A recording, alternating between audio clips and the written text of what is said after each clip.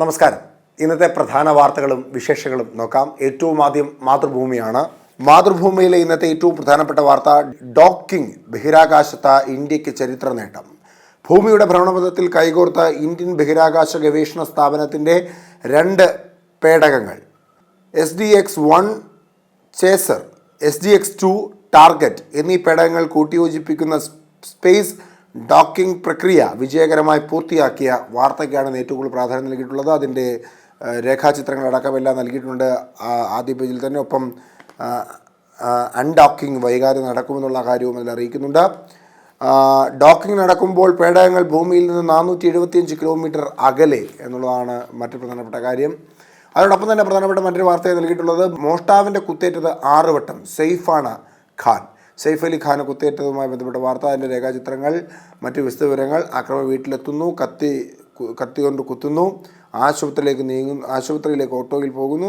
അവിടെ നടന്ന സംഭവവികാസങ്ങൾ വ്യക്തമായി നൽകിയിട്ടുണ്ട്. ബോളിവുഡ് നടൻ സെയ്ഫ് അലി ഖാൻ മോഷ്ടാവിൻ്റെ കുത്തേറ്റ് ഗുരുതര പരിക്ക്. വ്യാഴാഴ്ച പുലർച്ചെ 2:30 ബാന്ദ്ര വെസ്റ്റിലെ സദ്ഗുരു ശരൺ കെട്ടിടത്തിലെ നടൻ്റെ വീട്ടിലാണ് സംഭവം.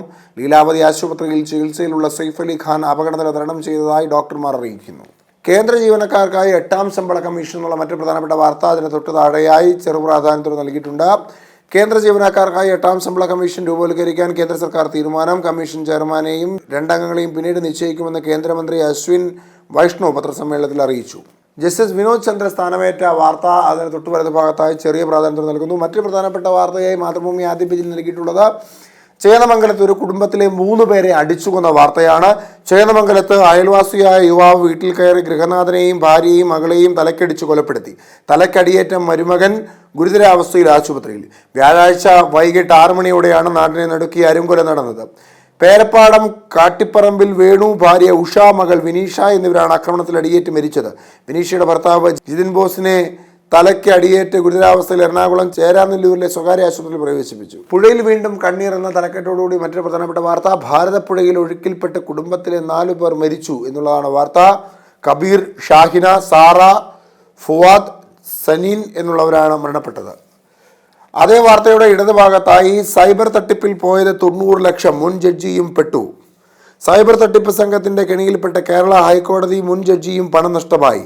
തൃപ്പൂണിത്തുറ ഏരൂർ അമൃത ലൈൻ സ്വപ്നത്തിൽ ശശിധരൻ നമ്പ്യാർക്കാണ് പണം നഷ്ടമായത്. ഓൺലൈൻ ഷെയർ മാർക്കറ്റിംഗ് ട്രേഡിങ്ങിൻ്റെ പേരിൽ 90 ലക്ഷം രൂപയാണ് തട്ടിയെടുത്തത്. ഹിൻഡൻസ്ബർഗ് വെളിപ്പെടുത്തലുകൾ ഇനിയില്ല. Adani group, Nicholas corporation, Block INC തുടങ്ങിയ വൻകിട വ്യവസായ സാമ്രാജ്യങ്ങളെ പിടിച്ചുകുലുക്കിയ അമേരിക്കൻ ഷോർട്ട് സെല്ലിംഗ് കമ്പനിയായ ഹിൻഡൻബർഗ് റിസർച്ച് പ്രവർത്തനം അവസാനിപ്പിച്ചു. സ്ഥാപകൻ നഥാൻ ആൻഡേഴ്സൺ ആണ് ബുധനാഴ്ച വ്യക്തമാക്കി പ്രഖ്യാപനം നടത്തിയത്. കാകദൃഷ്ടി എന്ന കാർട്ടൂൺ പരമ്പരയിൽ അധിക്ഷേപങ്ങൾക്കിടയെ കുറിച്ച് പുകഴ്ത്തലാകാം. ഫിനിക്സ് പക്ഷിയാക്കിയ ഗാനത്തെക്കുറിച്ച് മുഖ്യമന്ത്രി. ബക്കറ്റിലെ വെള്ളത്തിൽ തിരമാലകൾ എന്ന പോലെ എന്നുള്ളതാണ് ആ കാർട്ടൂണിൻ്റെ തലക്കെട്ട്.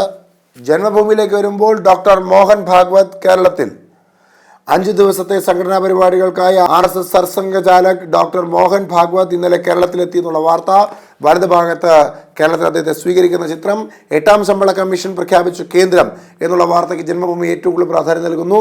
ഹിന്ദു ഏകതാ സമ്മേളനം ഫെബ്രുവരി 5 ഉദ്ഘാടകൻ സർസംഘചാലക് എന്നുള്ള വാർത്തയും അതിന് തൊട്ട് താഴെ നൽകുന്നുണ്ട്. ഒരു വീട്ടിലെ 3 പേരെ വെട്ടിക്കൊന്നു, ഒരാൾ പോലീസ് കസ്റ്റഡിയിൽ.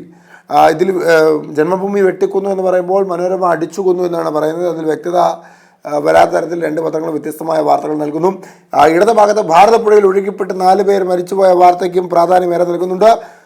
തൃശൂർ ചിൽഡ്രൻസ് ഹോമിൽ 17-കാരനെ തലക്കടിച്ച് കൊലപ്പെടുത്തി. 15 വയസ്സുകാരനായ സഹവാസിയായ കുഞ്ഞു ബാലനാണ് 17 വയസ്സുകാരനെ തലക്കടിച്ച് കൊന്നത്. ആ വാർത്തയ്ക്ക് പ്രാധാന്യം നൽകുന്നു. ചരിത്രം കുറിച്ച ISRO സ്പേസ് ഡോക്കിംഗ് വിജയം. മറ്റ് പത്രങ്ങളെല്ലാം ആദ്യ പേജിൽ വലിയ പ്രാധാന്യത്തോടെ കൊടുത്ത ആ വാർത്ത. ജന്മഭൂമി RSS നേതാവ് വരുന്ന വാർത്തയ്ക്ക് പ്രാധാന്യം നൽകിക്കൊണ്ട് ISROയുടെ വൻ വിജയത്തിൻ്റെ വാർത്ത ഏറ്റവും ആദ്യത്തെ പേജിൽ വലതു ഭാഗത്ത് ചെറു പ്രാധാന്യത്തോടെ പറഞ്ഞൊതുക്കി തീർക്കുകയാണ്. ഛത്തീസ്ഗഡിൽ മാവോയിസ്റ്റ് വേട്ട 12 പേരെ വധിച്ചു എന്നുള്ള വാർത്തയ്ക്ക് ഇടതുഭാഗത്ത് ചെറിയ പ്രാധാന്യം നൽകുന്നുണ്ട്. ഛത്തീസ്ഗഡിലുണ്ടായ ഏറ്റുമുട്ടലിൽ 12 മാവോയിസ്റ്റുകളെ സുരക്ഷാ സൈന്യം വധിച്ചു. ബീജാപ്പൂർ സുക്മ ജില്ലാ അതിർത്തിയിലായിരുന്നു സംഭവം. അതിന് തൊട്ടു വലതു ഭാഗത്തായി മലയാളിയെ മദ്യത്തിൽ മുക്കിക്കൊല്ലാൻ നീക്കം. കഞ്ചിക്കോട് അഴിമതി നിറയുന്ന ബ്രൂവറിയുമായി ഇടത് സർക്കാർ എന്നുള്ള തലക്കെട്ടോടുകൂടി ആ വാർത്ത നൽകുന്നുണ്ട്. കേരളത്തെ ലഹരിയിൽ മുക്കാൻ ലക്ഷ്യം വെച്ച് മദ്യനിർമ്മാണത്തിലും കച്ചവടത്തിനും ഒരുങ്ങി പിണറായി സർക്കാർ. പാലക്കാട് കഞ്ചിക്കോട് ബ്രൂവറി അനുവദിക്കാനുള്ള നീക്കത്തിനെതിരെ പ്രതിഷേധം ശക്തമാകുന്നു എന്നുള്ള വാർത്തയ്ക്ക് ജന്മഭൂമി വളരെയേറെ പ്രാധാന്യം നൽകുന്നു. ദേശാഭിമാനി മനോഹരമായൊരു രേഖാചിത്രത്തോടു കൂടിയാണ് പത്രത്തിന് തുടക്കം ആരംഭിക്കുന്നത്. ഉയരെ ഒരുമ എന്ന തലക്കെട്ടോടുകൂടി ഉപഗ്രഹങ്ങളെ കൂട്ടിയോജിപ്പിക്കുന്ന 4ാമത്തെ രാജ്യമായി മാറി ഇന്ത്യ എന്ന വ്യക്തമാക്കിക്കൊണ്ടുള്ള വാർത്ത നൽകുന്നു. ഒപ്പം രേഖാചിത്രങ്ങളുമുണ്ട്. അതിന് താഴെയായി കൂട്ടക്കുരുതി തുടർന്ന് ഇസ്രായേൽ വെടിനിർത്തൽ വൈകും എന്നുള്ള വാർത്തയ്ക്ക് പ്രാധാന്യമേറെ നൽകുന്നു. വ്യാഴാഴ്ച 19 കുട്ടികളടക്കം 81 പേരെ കൂടി കൊന്നു. നെതന്യാഹുവിനെതിരെ ജെറുസലേമിൽ ആയിരങ്ങൾ തെരുവിൽ. ഹമാസ് കൂടുതൽ ആനുകൂല്യം അവകാശപ്പെടുന്നുവെന്ന് ഇസ്രായേൽ. അതിൻ്റെ വലതുഭാഗത്തായി വീട്ടിൽ കയറി അക്രമിയുടെ കുത്തേറ്റ് സെയ്ഫ് അലി ഖാൻ ഗുരുതര പരിക്കെന്ന വാർത്ത നൽകുന്നു. അവിടെ സെയ്ഫ് അലി ഖാനെ കുത്തിയ അക്രമിയുടെ CCTV ദൃശ്യവും ഒപ്പം നൽകുന്നുണ്ട്. ഗോപന്റെ മരണത്തിൽ അവ്യക്തത, രാസപരിശോധന ഫലം നിർണായകം. നെയ്യാറ്റിൻകര ആറാലുംമൂട് കാവംവിളാകം സിദ്ധൻ ഭവനത്തിൽ ഗോപന്റെ മണിയൻ എന്ന മറ്റൊരു പേരുകൂടിയുണ്ട്. മരണകാരണം അറിയാൻ വിശദമായ പോസ്റ്റ്മോർട്ടം റിപ്പോർട്ട് കാത്ത് പോലീസ്. പ്രാഥമിക റിപ്പോർട്ടിൽ ശരീരത്തിൽ മുറിവുകളോ മറ്റ് അസ്വാഭാവികതകളോ ഇല്ല. ശ്വാസകോശത്തിൽ എന്തെങ്കിലും കടന്നിട്ടുണ്ടോ എന്നറിയുമുള്ള രാസപരിശോധനാ ഫലം, ഫോറൻസിക് സയൻസ് ലാബ് ടെസ്റ്റ്, ആന്തരിക അവയവങ്ങൾക്ക് മുറിവോ മറ്റോ ഉണ്ടോ എന്നറിയാൻ ഫിസ്റ്റോ പത്തോളജിക്കൽ ഫലം എന്നിവ ലഭിച്ചാൽ മാത്രമേ സംഭവത്തിലെ ദുരൂഹത നീങ്ങുമെന്ന് അന്വേഷണ ഉദ്യോഗസ്ഥനായ നെയ്യാറ്റിൻകര ഇൻസ്പെക്ടർ PS പ്രവീൺ പറഞ്ഞു. അതിന്റെ ചിത്രവും ഒപ്പം നൽകുന്നു. ചേന്നമംഗലത്ത് ദമ്പതികളെയും മകളെയും തലക്കടിച്ചു കൊന്നു, പ്രതി പിടിയിൽ എന്ന തലക്കെട്ടോടുകൂടി ആ വാർത്ത നൽകുന്നു. ശമ്പള പരിഷ്കരണം യഥാസമയം എന്നുള്ള വാർത്തയ്ക്ക് പ്രാധാന്യമേറെ നൽകുന്നു. കലാമണ്ഡലത്തിൽ പുതുചരിത്രം ആദ്യ ചുവട് വെച്ച് RLV രാമകൃഷ്ണൻ എന്നുള്ള വാർത്തയ്ക്ക് ഇടം നൽകുന്നുണ്ട്. ദേശാഭിമാനി ആദ്യ പേജിൽ തന്നെ. ഓഹരി തട്ടിപ്പിൽ മുൻ ജഡ്ജിക്ക് നഷ്ടപ്പെട്ടത് 90 ലക്ഷം എന്ന വാർത്തയ്ക്ക് ദേശാഭിമാനിയും ആദ്യ പേജിൽ ഏറ്റവും താഴെ വലത് ഭാഗത്തായി പ്രാധാന്യം നൽകുന്നു. മലയാള മനോരമയിലേക്ക് വരുമ്പോൾ ഏറ്റവും മനോഹരമായ ഒരു ചിത്രത്തോടു കൂടിയാണ് മലയാള മനോരമ വാർത്ത നൽകിയിരിക്കുന്നത്. ഒന്നായി നമ്മൾ എന്ന തലക്കെട്ടോടുകൂടി സ്പേഡെക്സ് ഇരട്ട ഉപഗ്രഹങ്ങളുടെ സംയോജനം വിജയം, ഡോക്കിംഗ് സാങ്കേതികവിദ്യ കൈവരുന്ന 4ാമത്തെ രാജ്യം, നേട്ടം 4ാം ശ്രമത്തിൽ, സ്വന്തം ബഹിരാകാശ നിലയത്തിലേക്കുള്ള ആദ്യപടി. ഗാസ 15 മാസം നീറിപ്പുകഞ്ഞ യുദ്ധത്തിൽ അണയ്ക്കുമെന്ന പ്രതീക്ഷയിൽ ലോകം കാത്തിരിക്കുമ്പോൾ കൈകൊടുക്കാൻ അവർ. അവസാന നിമിഷം തടസ്സമൊഴിവാക്കാൻ അതിതീവ്ര ഇസ്രായേൽ ക്യാബിനറ്റ് ഇന്ന്. രൂക്ഷാക്രമണം തുടർന്ന് ഇസ്രായേൽ. 81 സമാധാന പ്രഖ്യാപനത്തിന് ശേഷം ഗാസയിൽ കൊല്ലപ്പെട്ടവർ. ഈ രണ്ട് വാർത്തയ്ക്ക് പ്രാധാന്യമേറെ നൽകുന്നു. പേജിൽ ഉള്ളിലും പ്രധാന പേജുണ്ട്. മോഷണ ശ്രമം, ബോളിവുഡ് താരത്തിന്റെ ഫ്ളാറ്റിൽ അക്രമി നുഴഞ്ഞു കയറി സെയ്ഫ് അലി ഖാനെ കുത്തിയത് 6 തവണ. സമയം ഇന്നലെ പുലർച്ചെ 2:30. പരിക്കേറ്റ് ആകെ 6 കുത്തേറ്റ്, ആഴത്തിൽ 3 മുറിവുകൾ. പുറത്ത് നട്ടലിനോട് ചേർന്ന് ഇടത് കൈയിൽ, കഴുത്തിൽ വലതുവശത്ത്. സെയ്ഫ് അലി ഖാന് ആക്രമണം ഉണ്ടായതുമായി ബന്ധപ്പെട്ട വാർത്താ ചിത്രങ്ങളും മറ്റു വിവരങ്ങളും നൽകിക്കൊണ്ടുള്ള വിവരങ്ങൾ.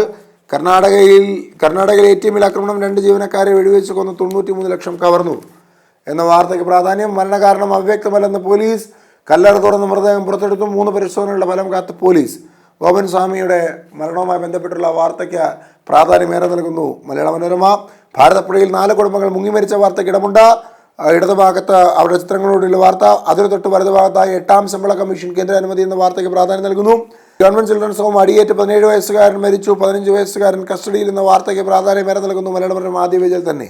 കേരള കൗമുദിലേക്ക് വരുമ്പോൾ ഉപഗ്രഹ കൂടിച്ചേരൽ ചരിത്രമെഴുതി ഇന്ത്യ, ഗഗന ചുംബനം എന്ന തലക്കെട്ടോടുകൂടിയാണ് ഉപഗ്രഹ കൂടിച്ചേരലുമായി ബന്ധപ്പെട്ട വാർത്തയ്ക്ക് പ്രാധാന്യം കേരള കൗമുദി നൽകുന്നു. അതിന് തൊട്ട് താഴെയായി വെടിനിർത്തൽ ഞായറാഴ്ച മുതൽ ഇസ്രായേൽ ആക്രമണം, ഗാസയിൽ 81 മരണം എന്ന തലക്കെട്ടോടുകൂടി ആ വാർത്തയ്ക്കും പ്രാധാന്യമേറെ നൽകുന്നുണ്ട് കേരള കൗമുദിയുടെ 2ാമത്തെ പ്രധാനപ്പെട്ട പേജിൽ. നടൻ സെയ്ഫ് അലി ഖാന് വീടിനുള്ളിൽ കുത്തേറ്റ വാർത്തയ്ക്ക് ആദ്യ പേജിൽ വലിയ പ്രാധാന്യം. 8ാം കേന്ദ്ര ശമ്പള കമ്മീഷൻ അനുമതി, അടിസ്ഥാന ശമ്പളം 41,000 രൂപയാക്കുമെന്നുള്ള വാർത്തയ്ക്ക് പ്രാധാന്യമേറെ നൽകുന്നു.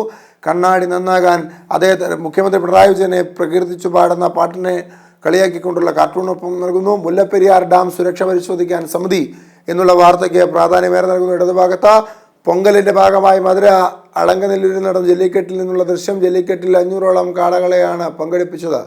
ജല്ലിക്കെട്ടിന്റെ ചിത്രം ഇടതുഭാഗത്ത് നൽകുന്നുണ്ട്. ആദ്യ പേജിൽ വലിയ പ്രാധാന്യത്തോടുകൂടി ഭാരതപ്പുഴയിൽ ഒഴുക്കിൽപ്പെട്ട കുടുംബത്തിലെ 4 പേർ മരിച്ചു എന്ന വാർത്തയ്ക്ക് കേരള കൗമുദി ഇടം നൽകുന്നു. ഗോപൻ സ്വാമി ഇന്ന് വീണ്ടും സമാധി ഇരുത്തും എന്നുള്ള വാർത്തയ്ക്ക് കേരള കൗമുദി പ്രാധാന്യം നൽകുന്നു. വീട്ടിൽ വെച്ച് ഡയാലിസിസിന് സൗജന്യം, ഫ്ലൂയിഡ് സ്റ്റോക്കില്ല, നിർധന രോഗികൾ പെട്ടു എന്ന കേരള കൗമുദിയുടെ സ്പെഷ്യൽ വാർത്ത. വീട്ടിൽ ചെയ്യാവുന്ന പെരിറ്റോണിയൽ ഡയാലിസിസിനുള്ള ഫ്ലൂയിഡ് സർക്കാർ ആശുപത്രികളിൽ മിക്കതിലും മാസങ്ങളായി സ്റ്റോക്കില്ല. കോഴിക്കോട് ജില്ലയിലെ ആശുപത്രികളിൽ കിട്ടാനേയില്ല. സൗജന്യമായി നൽകി വന്നത് മുടങ്ങിയതോടെ നിർധന വൃക്ക രോഗികൾ ദുരിതത്തിലായി എന്നുള്ള വാർത്തയ്ക്ക് പ്രാധാന്യം നൽകുന്നു കേരള കൗമുദി. മാധ്യമത്തിലേക്ക് വരുമ്പോൾ തീരുമാനം വൈകിച്ച നെതന്യാഹു പ്രതീക്ഷയുടെ ലോകം പുതിയ ആകാശം എന്ന തലക്കെട്ടോടുകൂടി ഇസ്രായേൽ മന്ത്രിസഭാ യോഗം എന്ന ഗസയിൽ ആക്രമണം തുടർന്ന് 72 മരണം എന്ന തലക്കെട്ടുകൾ കൂടെ ചേർത്തുകൊണ്ട് ഗസയിലെ ആക്രമണവുമായി ബന്ധപ്പെട്ട വാർത്തയ്ക്ക് പ്രാധാന്യം നൽകുന്ന മാധ്യമം. ചരിത്രം കുറിച്ച ISRO സ്പേസ് പരീക്ഷണം വിജയം, അഭിമാനം വാനോളം എന്നുള്ളതാണ് ആ വാർത്തയുടെ തലക്കെട്ട്. വരുന്നു 8ാം ശമ്പള കമ്മീഷൻ എന്നുള്ള വാർത്തയ്ക്ക് പ്രാധാന്യം നൽകുന്നു മാധ്യമം. നീറ്റ് UG ഈ വർഷവും ഓൺലൈൻ ആക്കില്ല എന്നുള്ള വാർത്ത ഒപ്പം ചേർക്കുന്നുണ്ട്. സെയ്ഫ് അലി ഖാന് വീട്ടിൽ കുത്തേറ്റ വാർത്തയ്ക്ക് ഇടത് ഭാഗത്ത് പ്രാധാന്യം നൽകുന്നു. അനിശ്ചിതത്തിനൊടുവിൽ ഗോപൻ സ്വാമിയുടെ കല്ലറ തുറന്നു എന്ന വാർത്തയ്ക്ക് ആദ്യ പേജിൽ വലിയ പ്രാധാന്യം നൽകുന്നു. വലത് ഭാഗത്തായി ഭാരതപ്പുഴയിൽ ഒഴുക്കിൽപ്പെട്ട് കുടുംബത്തിലെ 4 പേർ മരിച്ചു എന്ന വാർത്തയ്ക്ക് ഇവിടെ നൽകുന്നുണ്ട്. നിർമ്മിത ബുദ്ധൻ എന്ന തലക്കെട്ടോടുകൂടിയുള്ള കാർട്ടൂൺ പരമ്പരയിൽ മദ്യമുണ്ടാക്കാൻ സ്വകാര്യ കമ്പനിക്ക് മന്ത്രിസഭയുടെ അനുമതി, സ്മോളടിക്ക് കാവലാൾ ബ്രൂവറിക്ക് ചേർന്നൊരാൾ എന്നുള്ളതാണ് ആ കാർട്ടൂണിൻ്റെ തലക്കെട്ട്.